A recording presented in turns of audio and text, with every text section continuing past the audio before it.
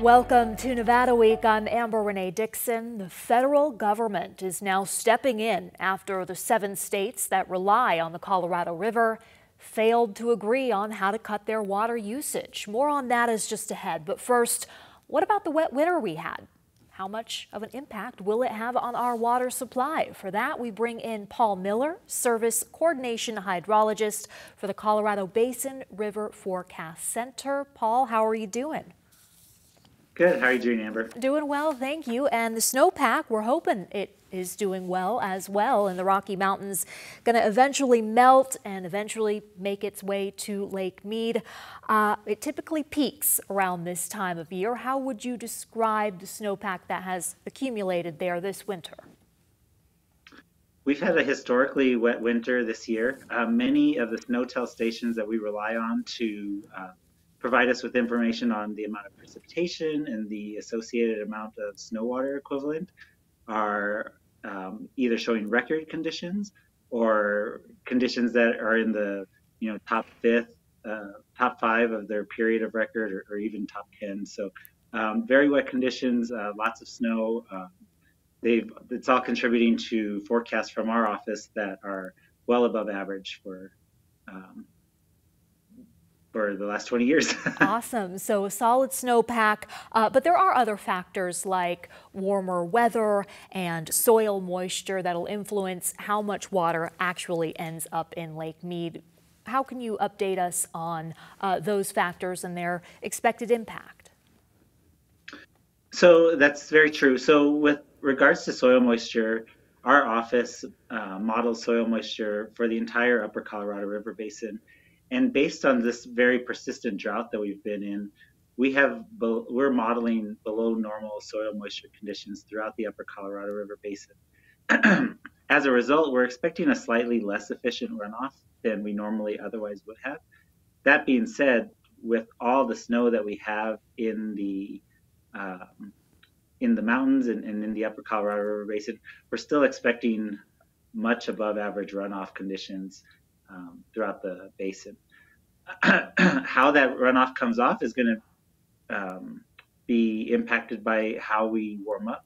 So over the last week or so, we've seen a warm up and we've started to see a lot of the snow start to melt off, especially at lower elevations.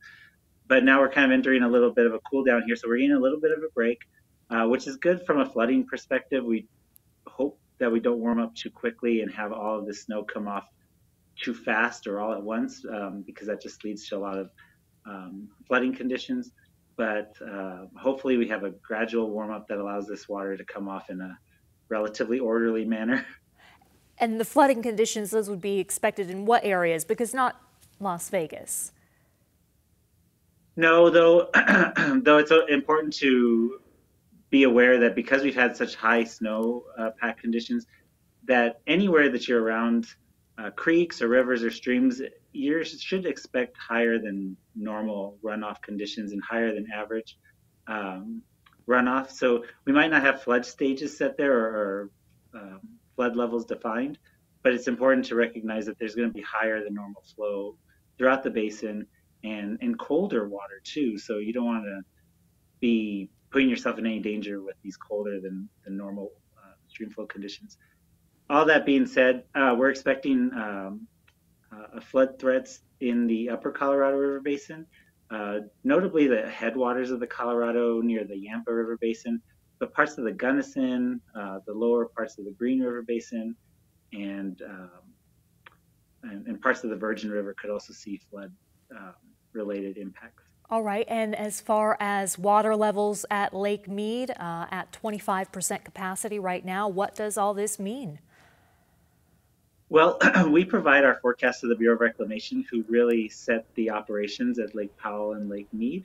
So because Lake Mead is so dependent on operations at Lake Powell and Glen Canyon Dam, that's really up to the Bureau of Reclamation on how much of this runoff is going to impact Lake Mead in the short term. We are in a 23-year drought. Can you tell us what this wet and cold winter means for, a lot of people out there thinking this could actually put a dent in the drought? Your response to that?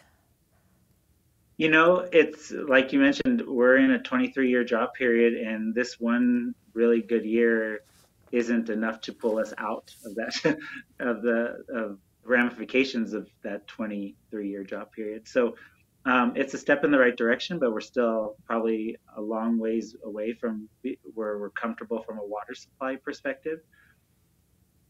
Paul Miller, thank you so much for your time. Sure, anytime.